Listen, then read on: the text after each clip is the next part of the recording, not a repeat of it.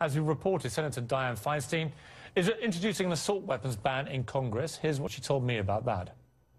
There's no Second Amendment right to bear every type of weapon that you know of. These are a certain class of weapons. They are designed to kill large numbers of people in close combat. I don't believe the Second Amendment covers them. Many Americans agree, but many others do not, including my next guest, who's former Marine Joshua Boston, who wrote a scathing letter to Senator Feinstein that went viral on the internet. Welcome to you, Joshua Boston. Thank you, Piers. Just to clarify your credentials, you served in Afghanistan twice and Iraq twice between 2004 and 2011 with the Marines. You're no longer in the military. Thank you for your service, first of all. Some members of my family would have been out there fighting with you in both of Iraq and Afghanistan, and I know what you guys went through. It's very tough. Talk to me about guns and why you felt the need to write to the senator in the way that you did. Senator Feinstein's legislation is essentially stopping us from owning AR-15s. If it passes, once we register these weapons, they won't be transferable to anybody, which means once I get old, if I want to pass my rifles down to my children, I won't be able to, because it'll be registered in my name and the law says it cannot be transferred. Now, to me, that sounds exactly like my family is going to be disarmed down the road. And these weapons, I understand that bad things happen with them, bad things happen with cars. But the Second Amendment was put there for a reason. And it was put there to prevent things that we don't want happening with our government.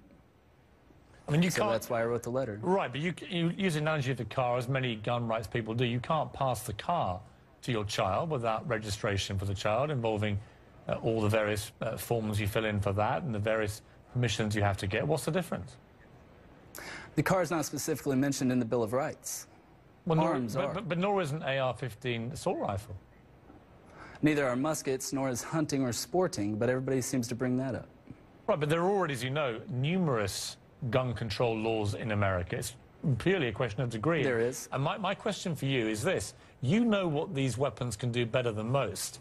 Let me throw to a clip here. This is General Stanley McChrystal, who was one of the commanding officers for the American military in Afghanistan. He was on MSNBC's Morning Joe this morning.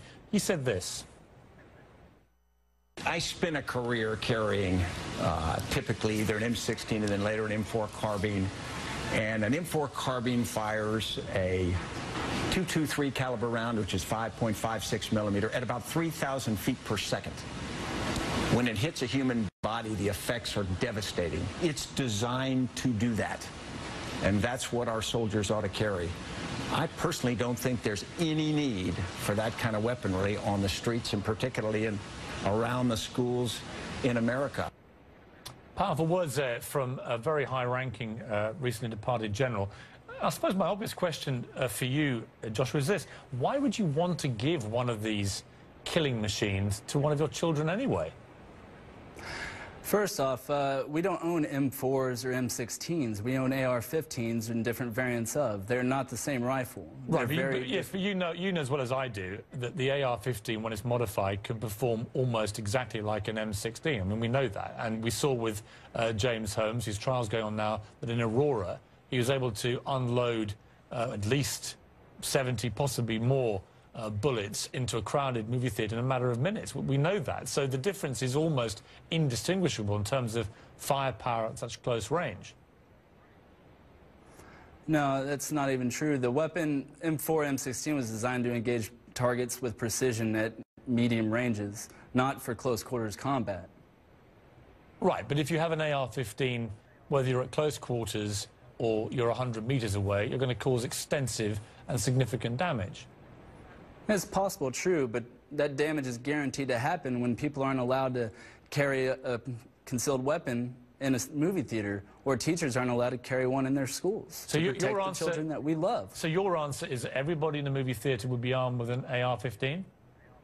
No, that's not what I said. I said they should be able to carry such weapons. They should have that choice. They shouldn't be denied that right to self-defense but let me because of the clarify. actions of lunatics. Right, and again, I say this with respect, though. That choice is fine, but if everybody exercises that choice and is legally allowed to do so, you could end up with every movie theatre and every school and every church and every shopping mall in America with everybody armed with an AR-15 assault rifle and magazines that can kill 100 people in a minute. Where does that lead America to, other than utter Wild West hell? All right, they said this was going to happen whenever Texas instituted its concealed handgun laws, and it hasn't happened.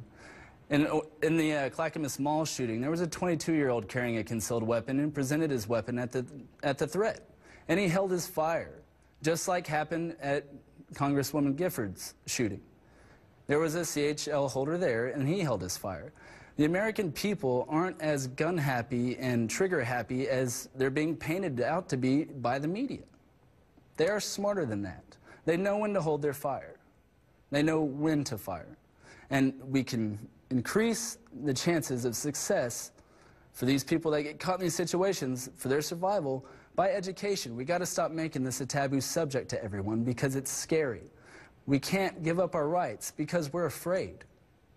Right, I suppose the only thing I would say to that is that I believe the rights of a 6- or 7-year-old child to go to school without the fear of being murdered, to me, exceed and come higher than any rights to own an AR-15 assault rifle. That's my point. Well, Piers, I don't disagree with you. I don't think children should have to be going to school worried about being murdered. But we have to accept reality. No matter what laws we pass, Lord knows we have laws. And during the last assault weapons ban, it didn't stop Columbine from happening. It didn't stop the West Hollywood shootout from happening. These things happen. There are criminals in our world that we have to contend with. And disarming people and taking the AR-15s out of their homes isn't going to help. There was a lady in Georgia who shot a man 6 times. He laid down, cried, got up, and left. Now imagine if there were multiple attackers. She only had 6 bullets in her pistol. If there were more than one attacker, she could not be alive today. Well, again, I would say that I can totally understand and respect an American's wish to defend themselves in their home against intruders. I get that. I don't see why you can't do it with a handgun or a pistol. And the idea that you need AR-15s, you and I will have to disagree on that, because I can't think of anything I would rather less give one of my children, got to say. It's education. You have to teach them. You have to educate people. Ignorance is a bad thing. You have to educate yourself on the weapons. Okay. I mean, yes, they are dangerous, but they do have benefits, regardless of the evil one man commits with it. Joshua Boston, listen, I have great respect for the service you've given your country, and you raised some interesting points. I don't see any benefit to a civilian owning an AR-15. I see lots of benefit to someone in the military defending the freedom of their country, and I'm sure you did that extremely capably, and I thank you for joining me.